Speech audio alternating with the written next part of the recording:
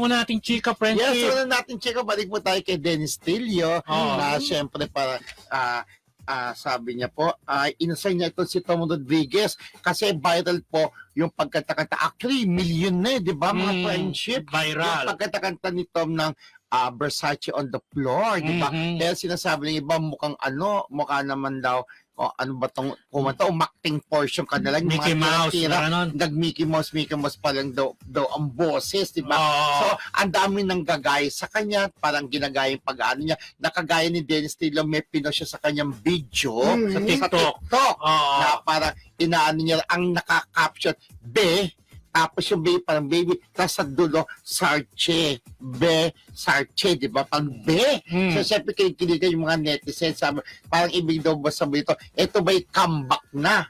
Di ba? Comeback na gagawa ulit silang teleserye. Kasi kung natatandaan nyo po, nung paglipat ni Tom Rodriguez mula sa ABS papuntang GMA7, ay nabigyan siya ng project na My Husband's Lover na parang nabaling Gersi. Di ba? Si Tom, na sila magjowa sila doon ni Dennis Tilio. Tapos po, si Carla Estrada yung jowa, asawa naman ni Carla Abellana po. Carla Abellana po. Diba? Talagang tinangkilik yun. Yun yung tumalo sa lahat ng katapat ng serye ng ABS dito sa My Husband's Lover.